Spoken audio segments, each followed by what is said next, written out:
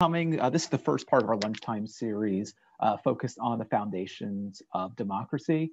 I'm Vinny Canizera. I'm the director of the Institute for Public Policy here at the college. We're going to keep these types of conversations going up throughout the year, so look for any future updates on social media and our blasts out through our newsletters and whatnot. Today, we have Dr. Dominic DelliCarpini, who's going to be presenting on democracy and rhetoric. Dominic is the Naylor Endowed Professor of Writing Studies and the Dean of the Center for Community Engagement here at York College. His research and publications and presentations focus on rhetoric and civic engagement. And he is the author of 5 books, or the editor of 5 books, as well as numerous articles and book chapters. What Dominic is going to be talking about today is really the intersection between democracy and rhetoric. Rhetoric is a double-edged sword.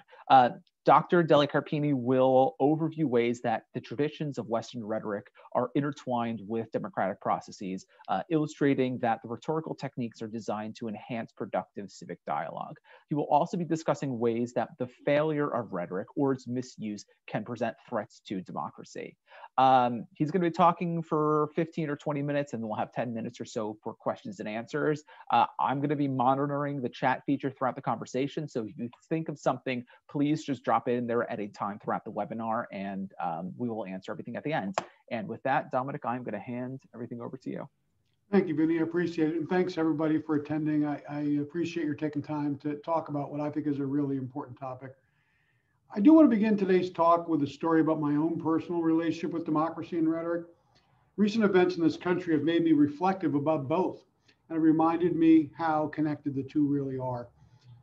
In 1996, Professor Susan Wells published an article called "Rogue Cops in Healthcare, What Do We Want from Public Writing?"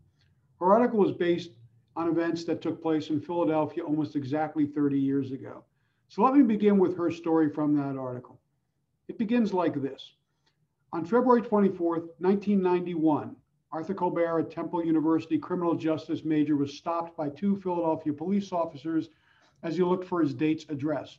They accused Colbert of running a crack house under the name Hakeem and took him to a deserted building. He was beaten. A gun was pointed at his head. Colbert spent the rest of the night at the 39th District headquarters on Hunting Park Avenue, being questioned, slapped around, and threatened. They let him go in the morning, warning him to stay out of the area. Dr. Wells goes on to cite the citizen's complaint that Colbert wrote the next day. The above events happened violently and brutally. I am a Temple student and will be around that area quite frequently. It seems as though the people who are supposed to be protecting my civil rights are the ones who are violating them. I can't say this for every police officer, but this is the case with these 2 cops. While Colbert's words,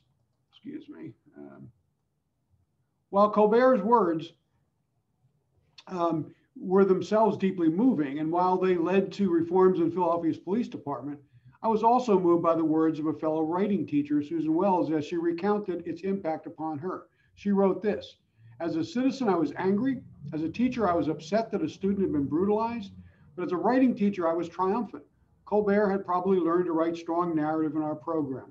His complaint sounded like a successful basic writing assignment.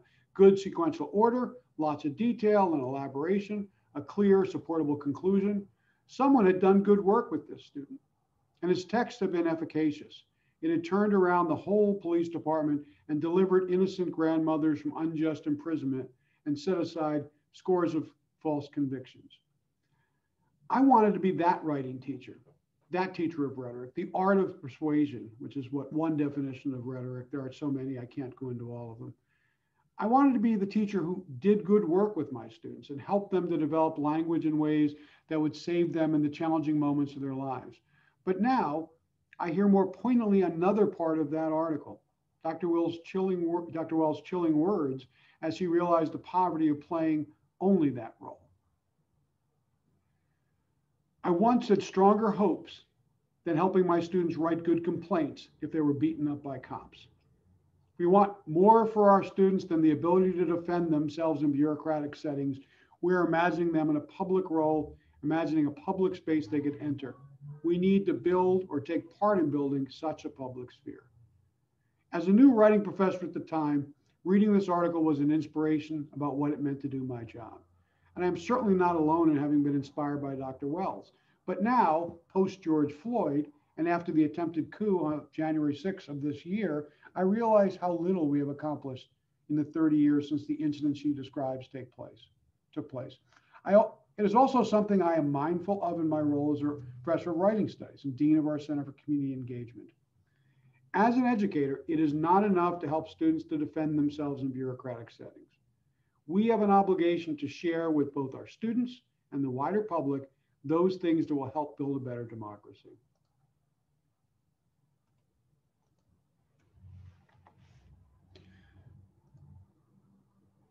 These foundations and principles derive from words, from our founding documents, and are based in the self-evident belief that all men are created equal and that they are endowed by their creator with certain unalienable rights, among which are life, liberty, and the pursuit of happiness. But those ideals can only be secured and protected by an informed and engaged citizenry that understands how to use their own language skills to be part of national discourse. After all, our foundational principle is this, that governments are instituted among men, deriving their just powers from the consent of the governed, and that our specific democracy organizes its powers in a form that seem most likely to affect the people's safety and happiness.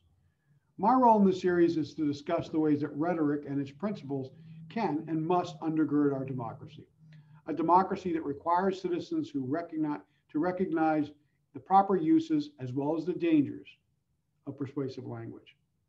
I'd like to introduce for discussion the reasons why I believe that a rhetorical education, an education that provides citizens not only with popular information, but the means of acquiring it, is crucial. To do that, I'd like to examine some of the ways that rhetorical understanding informs the foundations of US democracy, as well as our obligations as citizens of that democracy. There are very real dangers posed by powers of persuasion in the hands of those who are either uninformed or who aim to assert power for their own ends. This danger has been on the minds of thinkers from the early days of Greek and Roman rhetoric.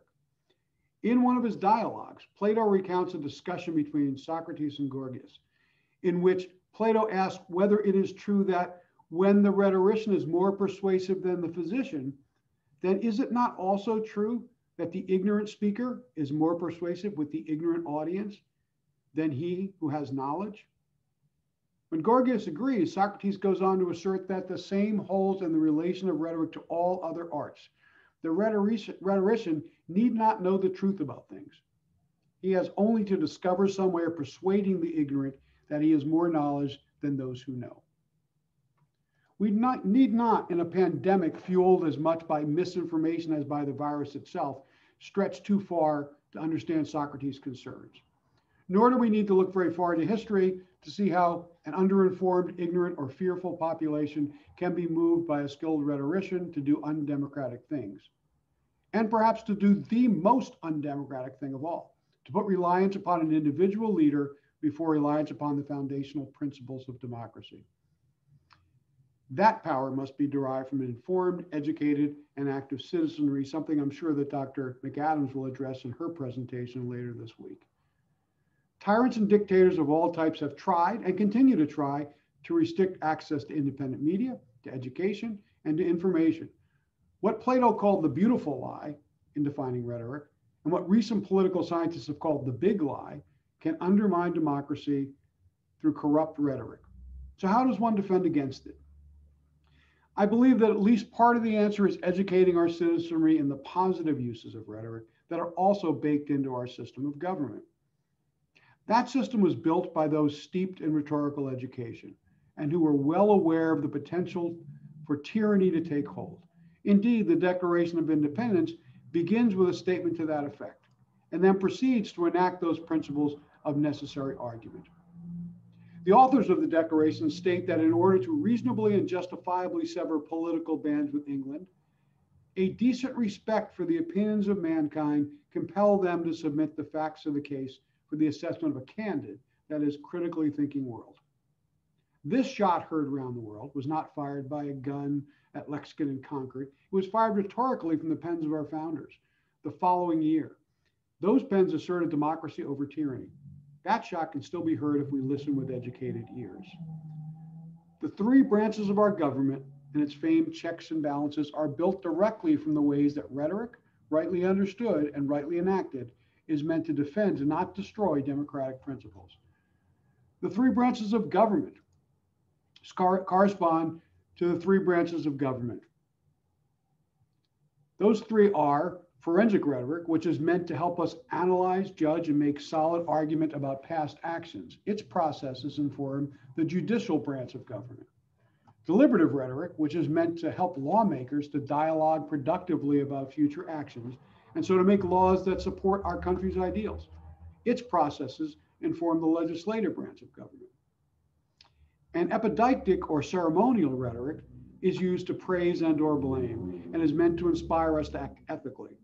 Often associated with funeral orations and events that honor heroes, it is a form of rhetoric that inspires us to emulate good actors and to avoid negative behaviors.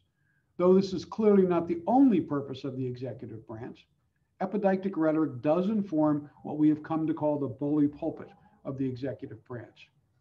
In this way, the founders created a government built upon rhetoric, systems for interrogating the truth through informed dialogue, as well as its powers to move us to virtuous actions. Let me provide a bit more detail. The judicial branch is founded on the belief that when argument proceeds fairly, when all parties to a dispute are given a fair platform to present arguments, that the truth will emerge. That fair platform is protected by a judge who must be the umpire of law and procedure. The jury then listens to the arguments and decides their quality based on either the preponderance of evidence or evidence that settles a case beyond a reasonable doubt. That is, doubts that a reasonable person might have. Courtroom processes are based on rhetorical principles of reasoned language: opening arguments, presentation of facts that support those arguments, vetting of the ethos or credibility of witnesses, and stasis theory, a mechanism to interrogate any given action. Stasis theory leads those investigating a past action through a process of reasoned dialogue. It begins with questions about the facts of the case, then moves on to ask questions that define the nature of the issue, then investigates the seriousness of the issue, and finally concludes with a plan of action to respond to its findings. In the case of the judicial branch, a judgment about and remedy for those past actions. This reasoned approach is also meant to inform our use of language for debating the future actions of our country. This is the work of the legislative branch. The legislative branch of government was developed as a way to enact deliberative rhetoric, rhetorical principles meant to support productive dialogue about those things that matter to its citizens. The legislature is organized physically and procedurally as a parliament, a word that derives from the French word parler, to speak. Physical spaces like this one represent the importance of structured dialogue, set up in a way that speakers face one another but are mediated by a chair and a parliamentarian to keep speakers within the rules of engagement. Indeed, Robert's Rules of Orders were created not only to ensure majority rule, but to assure the rights of the minority and of individual members. Parliamentary procedure, which has sometimes come to be associated now with a bag of tricks, really is designed to make sure that all can speak and that logically structured discussion takes place, that no person can speak out of order, and that personal attacks do not disrupt civil discourse. I realize that such an understanding of our legislative procedures might, in light of not only very recent events, but in light of years of partisan rancor, seem quaint and unrealistic. It is neither. It is fundamental, necessary, and the only way out of this mess we're in. Rhetoric is as much about a structure for critical listening and critical reasoning as it is about talking. In that way, it is meant to bar just the kind of bullying, name-calling, and uncivil discourse that have become the norm and that we have come to accept. What we have seen is not part of the legislature's foundations and rhetoric. It is a corruption of them and a failure to maintain separations of power. While epideictic or ceremonial rhetoric is clearly not the sole driving force of the executive branch, I'd like to suggest that its proper use is among the most important obligations. Our president sets the tone of our national discourse. The president has a bully pulpit from which inspiring words can drive actions of our citizens. It can inspire citizens to respect the actions of our legislator and our justices. The recent inauguration serves as an example of how eloquentia, or eloquence, represented as an open hand rather than a fist, can serve an important political function. It can also be used to heal, to inspire, and cool raging battles. At the inauguration, we also experienced another form of epideictic rhetoric in the poetry of Amanda Gorman, which illustrates how ceremonial speech can function to inspire. Indeed, patriotism is itself an emotion, a love of country. But because it often functions on the emotional plane, the plane of ethos, and because it has fewer rhetorical guide rails, and because it relies upon the decorum of the chief executive, it also has the greatest potential for abuse. Both Plato and Aristotle saw the danger of such emotion-laden language, as it can move people to ignore logos, logic, or facts, and because it can create a false ethos or credibility in despots. In the hands of the dangerous rhetorician, and now by functioning in rule-free zones of social media, it can move people to act in ways that are not reasonable and not in keeping with democratic republics. Because this form of speech can create rancor, incite violence, create distrust in our media and our scientists, and turn us against one another, there are only two remedies provided: to take those who abuse the power of speech, take away from them the means of amplifying it, and/or to censure such behavior by bringing shame to it. Both of those past remedies, sadly, have lost much of their authority in our current politics. It is worrisome beyond words to think of this awesome power without fear of public censure and without the rhetorical guidelines that were built in by the founders. We the people, however, are not without defenses or the obligation to interrogate even ceremonial and emotional language. We the people can reject that which goes against our core principles. We can disagree without being disagreeable. As long as the government in our country has only the power that derives from the consent of the governed, we have hope. But we must also understand our role in providing or denying that consent. That begins with one thing that I hope you take away from today: that words are not mere rhetoric, they are actions.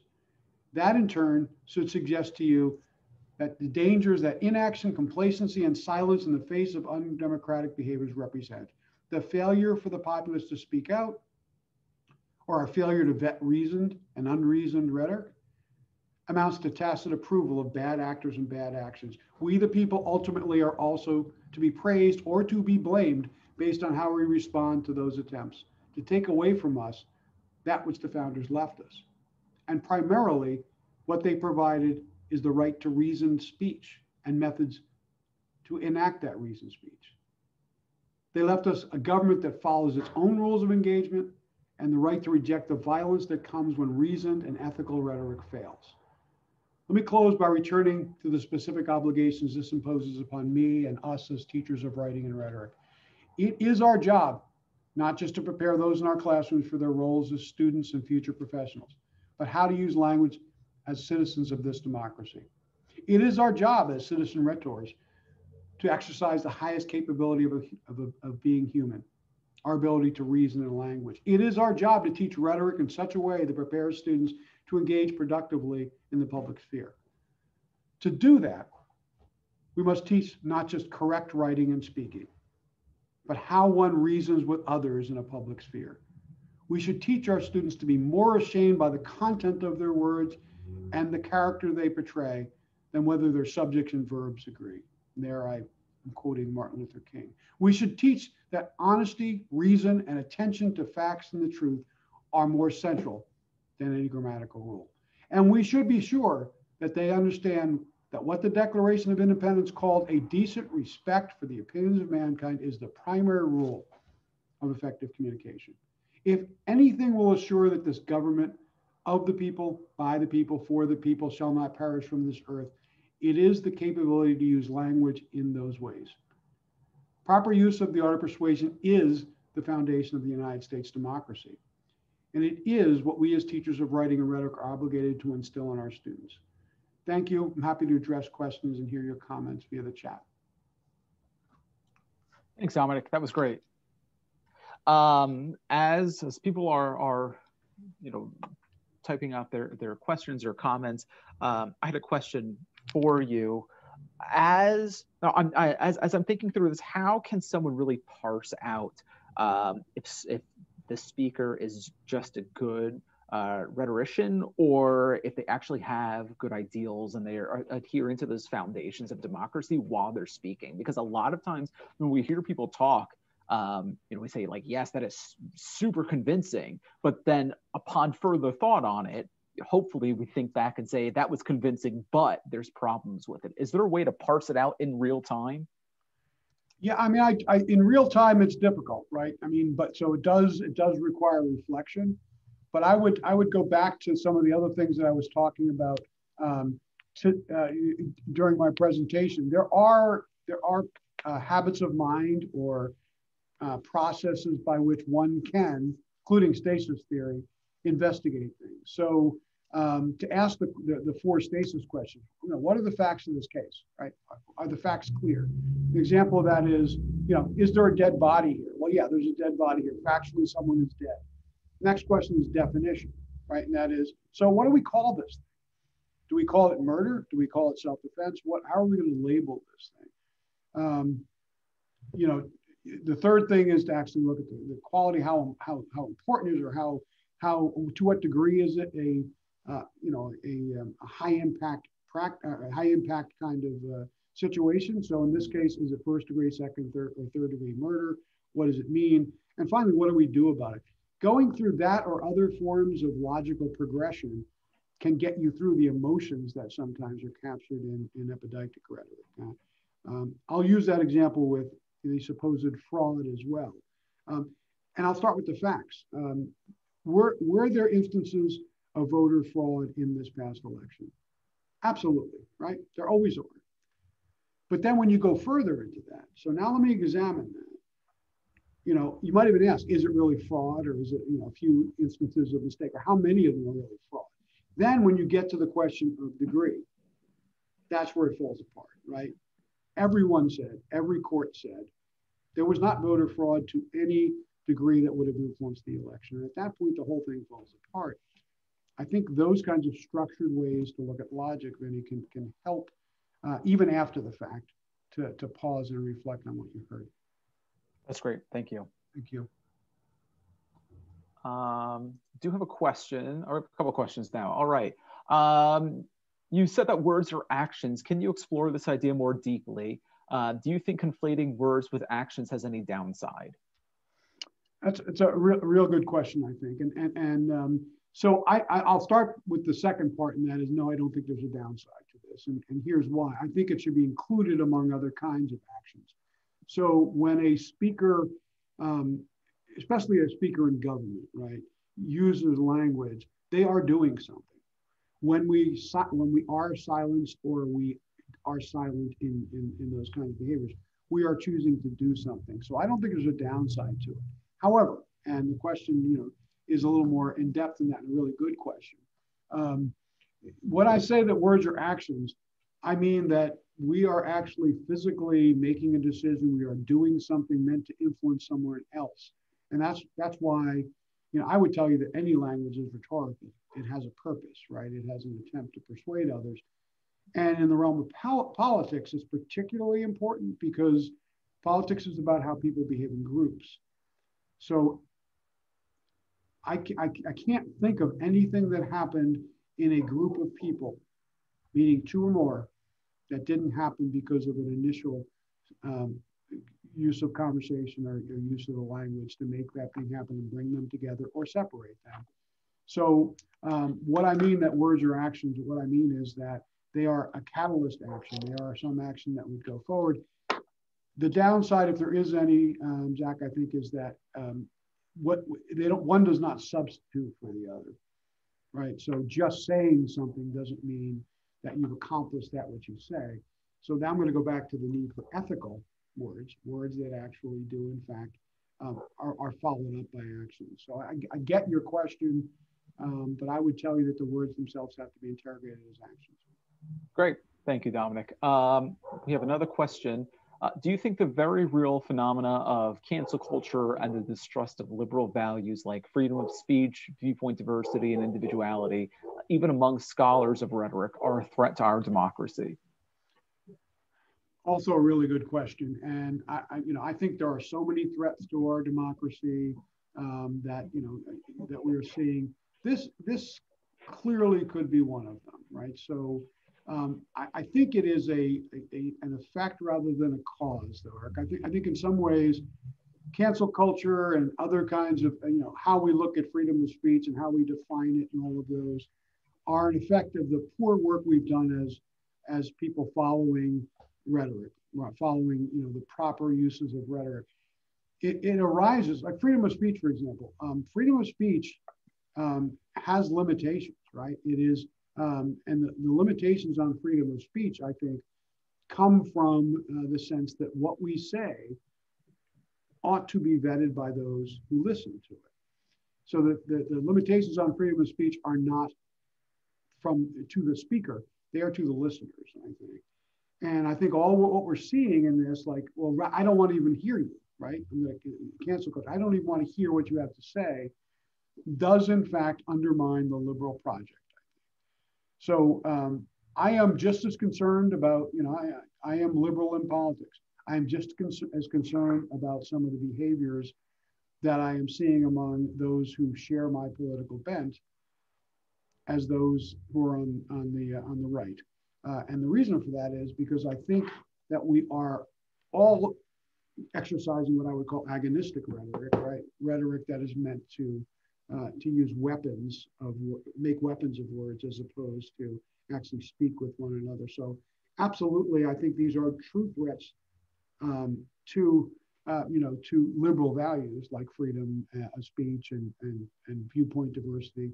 There's no question that they are, but I don't think it's because, I don't think they're causing it. I think they are the effects of our unwillingness to interrogate what people say.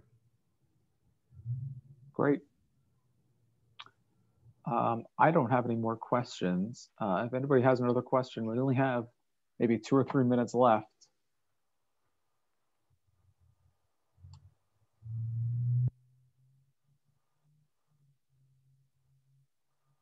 So why don't we first of all, I want to thank all of you for attending today. And I want to encourage you to attend some of the other sessions this week because I'm excited about them. I think they're going to be terrific speakers.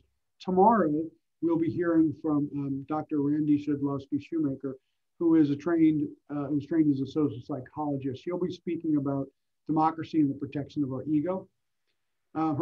Her talk will talk about how democracy can thrive when citizens engage in critical thinking. So she will, using a psychological lens, kind of continue the discussion about how critical thinking is important and how we overlook the role that motivation can play in critical thinking, and what it is that would motivate people to perhaps use some of the processes that I've been describing. During the talk, she will look at some examples of how protecting our ego gets us stuck, preserving what we already know.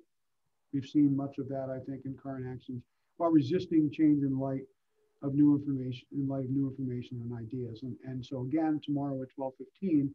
Following that, Wednesday, we'll hear from Dr. Kay McAdams about democracy and anti-democracy. Kay is a historian and has done a lot of work on fascist governments and specifically on the Nazi regime in Germany.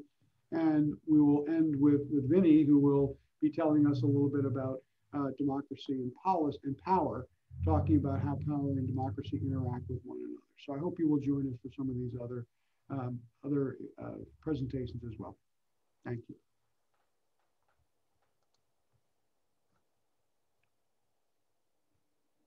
All right, thanks for attending. Take care.